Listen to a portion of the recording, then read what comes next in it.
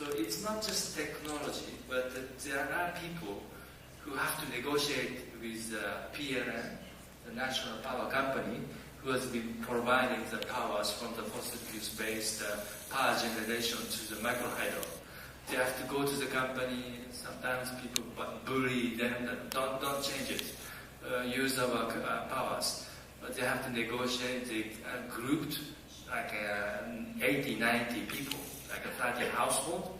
They have to decide on how much they have to pay for the microhydro and how they actually use the resources for managing that microhydro. So there are a number of social or institutional aspects that has to be brought in to actually implement even the simple technologies such as microhydro power generations.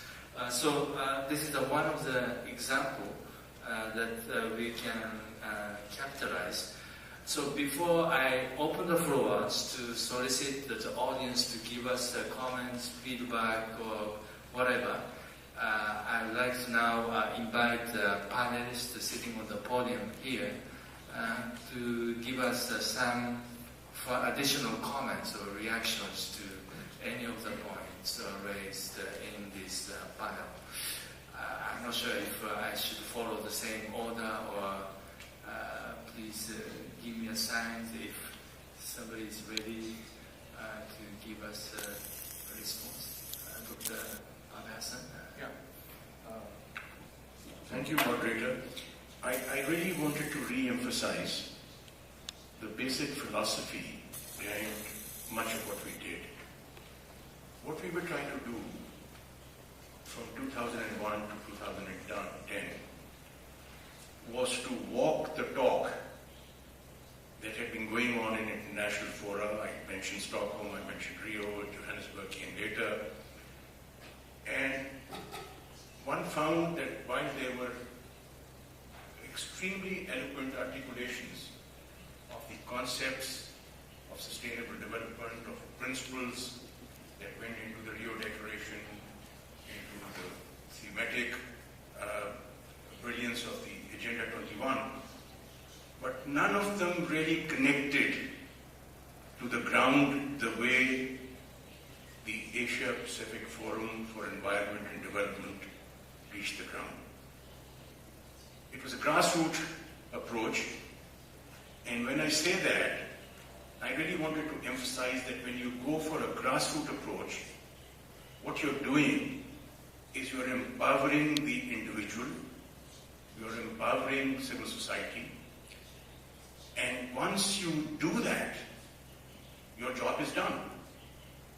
Because the empowered individual, the empowered civil society, they both take on a life of their own and act in a way to change the game for the others. And I think if I have to identify the success of APFED, it was to see the success of that vision which we tried to evolve in 2001. The region is huge, the problems complex, the resources scant, but yet if you have to make a beginning, if you have to bring a drop to the bucket, I think that's what APFED did to the region. And I think we not only showed a way of helping empower societies, catalyzing change, in bringing energy at grassroots levels, but we showed a way to the other societies in the other regions how to walk the talk. And as a lawyer in Pakistan, I also touched on the issue of access to information, access to justice, public participation. Because when I started my, I don't want to use the word crusade, but when I started my efforts for sustainable development in Pakistan, it was a subject that was not really legitimate. The executive didn't own it, The legislature had no time for it. And I thought that the only two allies that one could look for was the media, and UNEP has talked about that, and the courts. And in both these cases, there were huge successes because the judiciary in Pakistan, as the judiciary in India, and in Bangladesh, and in Nepal, and in Sri Lanka, were all waiting for some action from civil society. We didn't have environmental rights in our constitution. We didn't have detailed framework laws on environment. But yet the judiciary moved in under the generic right to life guaranteed by the constitution of each of these countries. And they saw in the right to life the right to an environment. And that moved mountains. And that's where my story comes. You see, if you empower civil society, if you empower individuals to move institutions that are responsive, like the judiciaries in some of these countries, then what you have done is to become an agent for change. You have played a role of changing the game as a game changer for all of civil society. And that's what has happened. And to strengthen those trends more, I have suggested, moderator, that we in the region try to emphasize the right to access to justice, freedom of information, and public participation.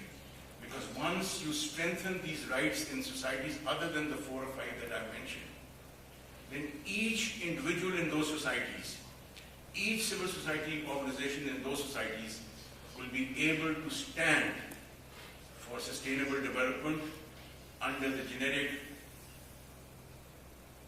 notions of standing to sue and locus standi. You know, when you go to a court, the court says, why are you here? You don't have a locus standi because you're not interested in this particular right. But when you empower individuals through the kinds of conventions that I've talked about, moderator, I think you can be an agent for change. And I really strongly recommend that this is something that was the energy that was unleashed in this region, the vision that was brought to the ground in this region. I sincerely hope that it's not abandoned.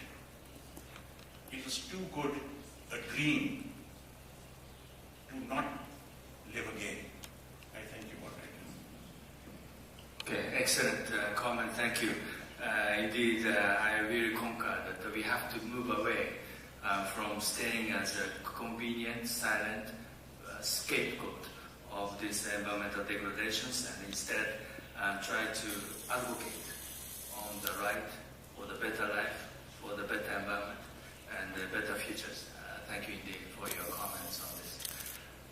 Can I invite other panelists to react to the issues? Professor Morishima?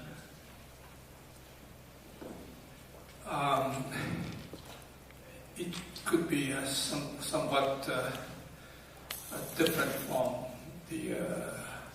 this session's subject, but I attended several sessions, the first day and yesterday, and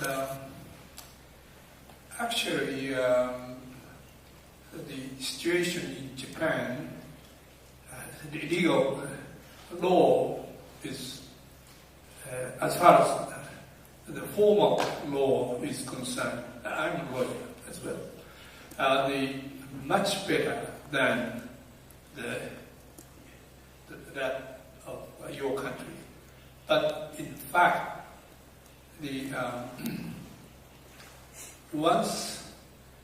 since the 2011, after the Fukushima, we had energy issue, and then people, of course, the government and the industry business are interested in economy, not in environment. And as all of the Japanese here know that the Japanese government walked away from Kyoto Protocol and has not yet decided the target for the CO2 reduction target for 2020 yet. So, and even though we have the better law than the Dr. Hassan's country, but we haven't, lawyers, including lawyers, haven't used that law to push the government to lead the policy for the better sustainable policy, the climate policy, CO2 emission policy. And yesterday, someone raised the question, why this ISAP does not address to the nuclear issue.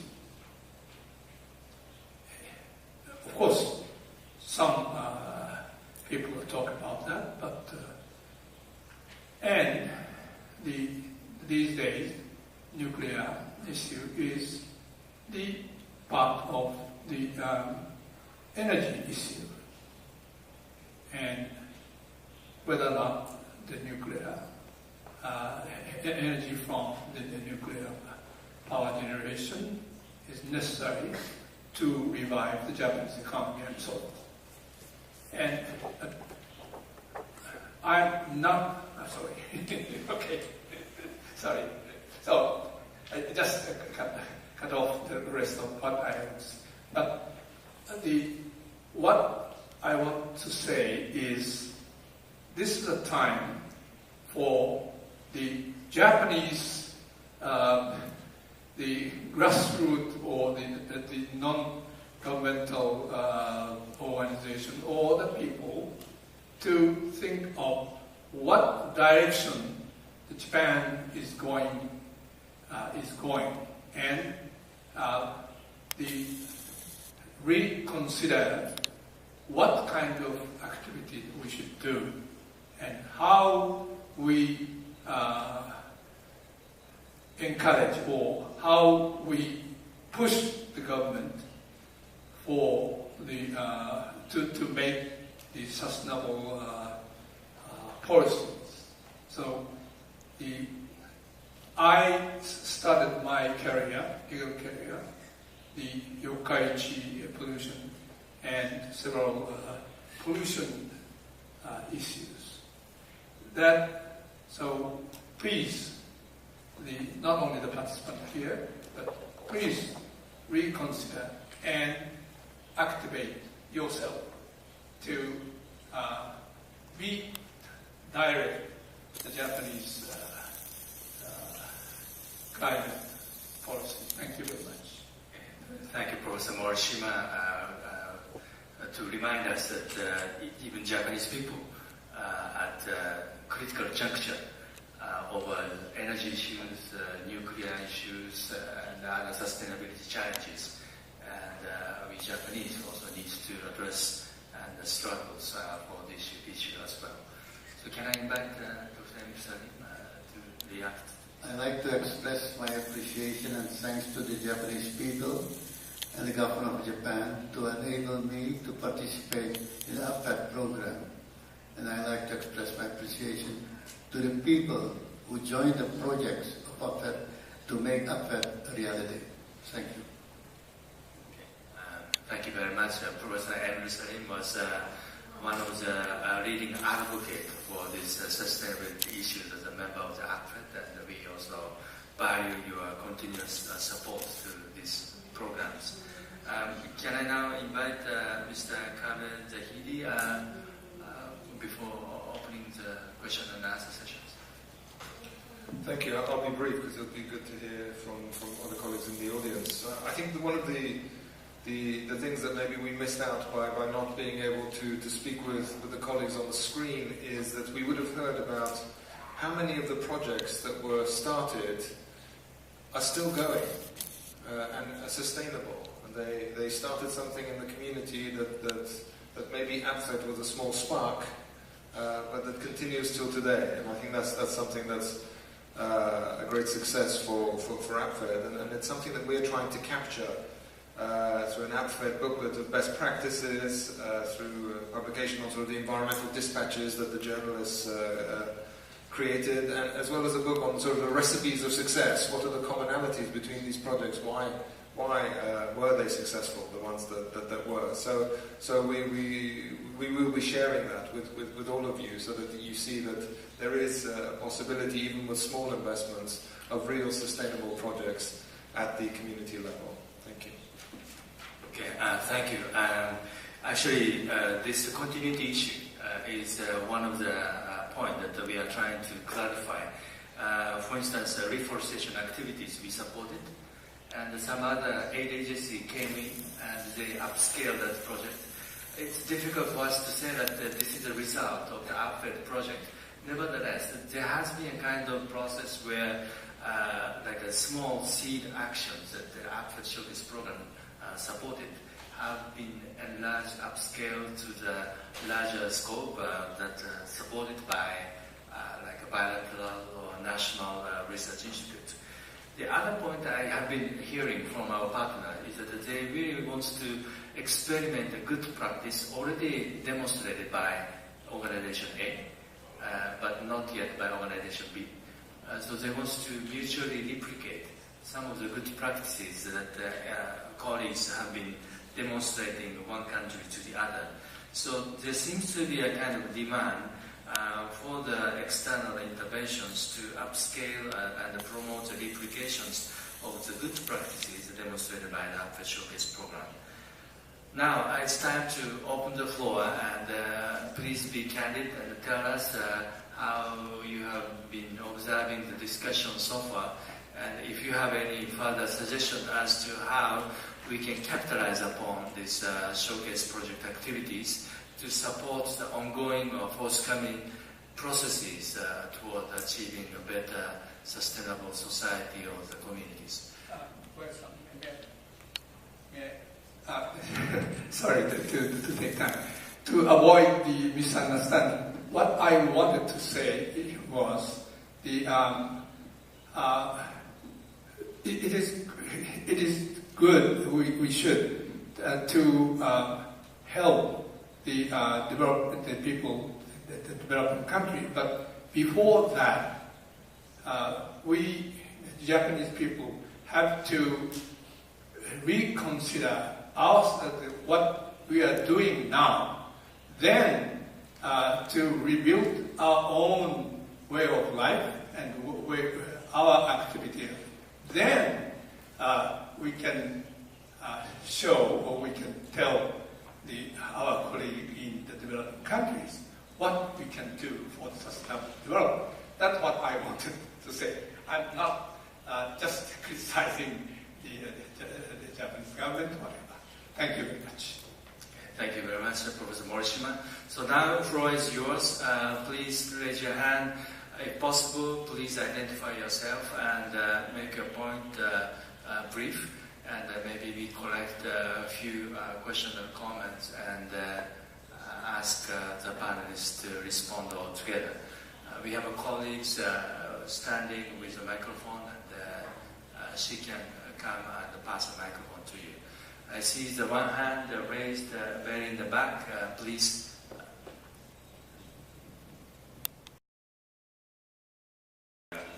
It's challenging the showcase project. It seems to me as a demarcation line between empowering the stakeholders and higher education in with this project for so many years. I've been thinking about one very important element of this whole program. That was, as Manes has mentioned, innovation element, or he said grassroots innovation. this is something this APFED program has been promoting and encouraging in various parts of Asia. And then we've been thinking, what is the innovation? What kind of innovation we are talking about? As a matter of fact, every year we receive, close to 100 proposals. And then out of that, we selected maybe 10 projects. And APFED members selected this project. But there has been very good consensus on what kind of project should be selected. Then I thought, there must have been certain kind of common understanding of what innovation is. Then I had occasional discussions with my staff members and others. Then what we have realized is something like this. In many of the showcase projects, we found the way local people look at their environment, different resources, or waste, or even invasive species in their local areas. The way they look at that, it has been changed at the moment. In certain projects, they realize, this invasive species, invasive plants, could be useful for certain purposes. And therefore, the way we look at the environment and other resources have been changed. And that important part is that has given certain portion of population a new law. And therefore, once they change their way of looking at their surrounding resources, then that gives them new laws. And then they committed to this new law. If this new law is really satisfactory to them and satisfying, then I think they will continue. That is why sustainable rate, as Manesh has mentioned, is high compared to other perhaps projects. That is the kind of overall understanding we have had in our small team. Thank you very much. Thank you very much, Morris. Thank you, moderator. It's been a very, very happy afternoon for me to hear all these nice things about the APFED showcases. It's been like music to my ears. But let me leave a few things on the table. That if this project is to go forward, let us not relinquish the strengths that we brought to these projects. And let me identify the strengths. The reason I think the APFED showcases project succeeded was because of a few factors. I'll list a few. It was the most transparent process that I am aware of in the granting of the grants. There was a full publicity, and after the full publicity, there was a focus. It was not anybody, who gave a project for a showcase. We focused on some areas like climate change, biodiversity, capacity building, alternative livelihoods.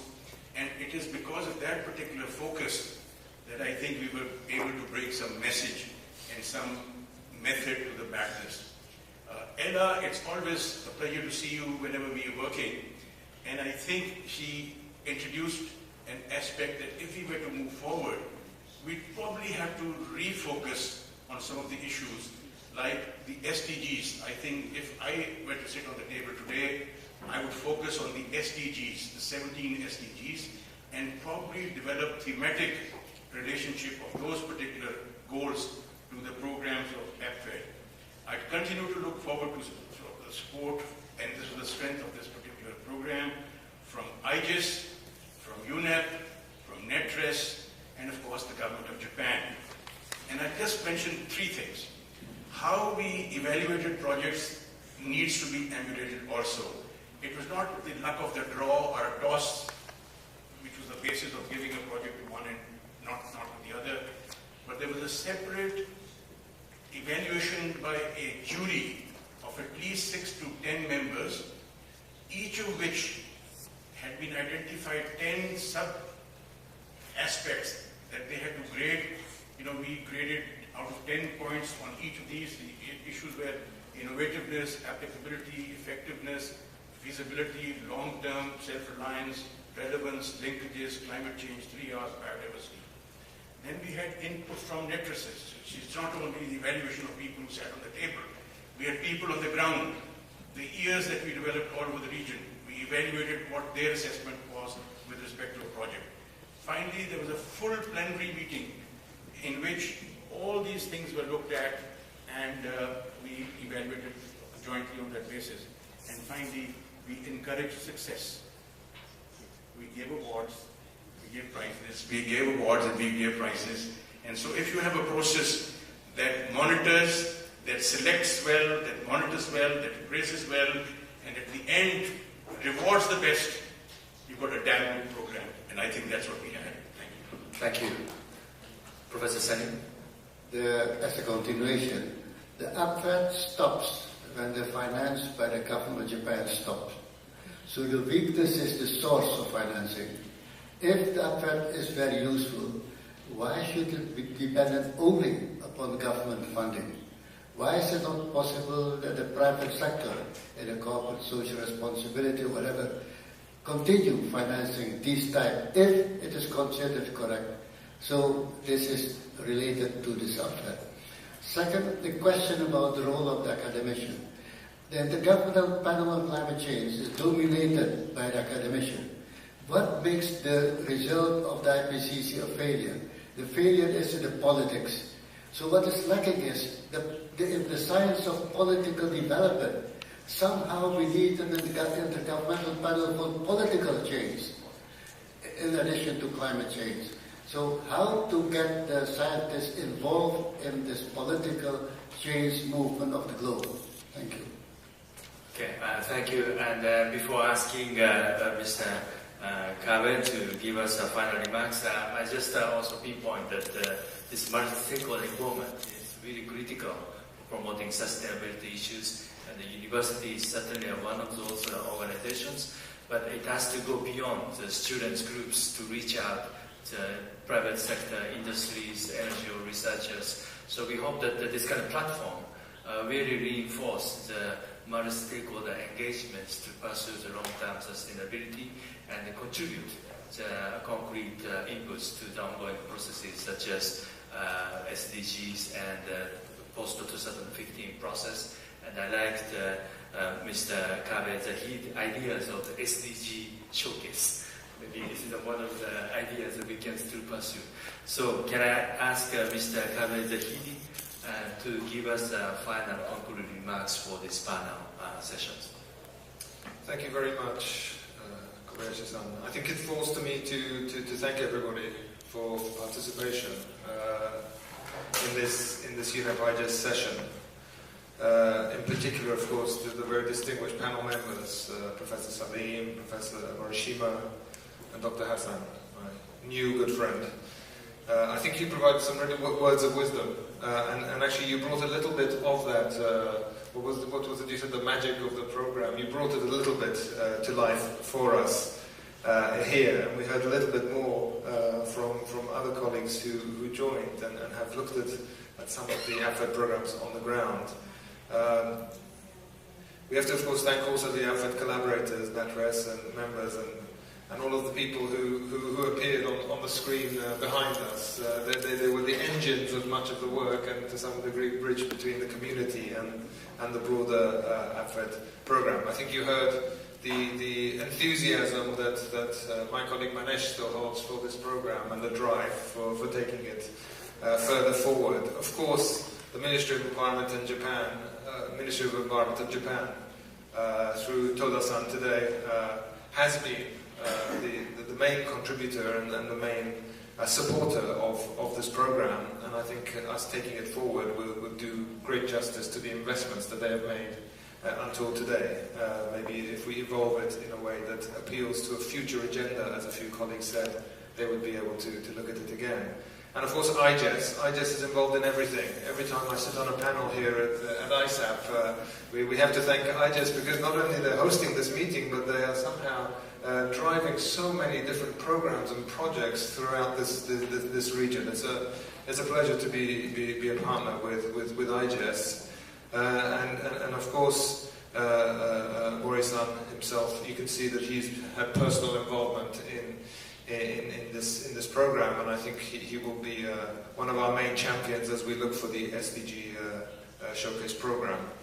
And Yokohama National University, of course, Kobayashi-san, yourself, for driving our conversations, and colleagues who've been working to get this technology working for us. We're very grateful. It did, as I say, bring a little flavor at least of the community that you have created together around APFED. I don't think there's much more to say. It's hard to sort of summarize a debate like this, a conversation like this. What I did hear, though, was that there are elements of success, and you will see them in the publications that we are now still working on, drawing out why we think this was a success, why Dr. Hassan feels so passionate about it, why Manesh feels so passionate about it, why Mori-san feels so passionate. You will see the elements of success. And it's very rare that we get an opportunity to look back 10 years of a program and assess it. It's usually 2 years or 3 years or 4 years. So this is a real luxury we have to look at the reasons for sustainability and success. But we promise to do that and bring that back to the ISAP community and to the broader community that we have represented here. The grassroots innovation has clearly created a great, it's been an inspiration to some degree for the sustainable development agenda. So with those short words, I was reminded by Dr. Hassan that we have to, of course, thank the interpreters who have tolerated our different acronyms and talks and interventions. So thank you to all of them, the entire panel, and to the audience for engaging with us. And Kobayashi-san, maybe I'll hand back to you. So thank you very much, and with my big thanks and apology for some technical deficiencies, I'm now pleased to announce the closures of this panel. Thank you very much for your attention.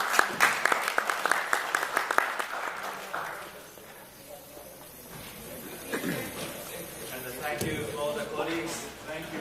Thank you very much. We will have closing session at the room 503. From 4:45. If we have time, please attend the session. 今日はご来場ありがとうございました。4時45分から503号室にて、クロージングセッションを開催いたします。こちらに今ご登壇の方もまたそちらの方に移動されますので、ぜひお聞きになってください。よろしくお願いいたします。ありがとうございました。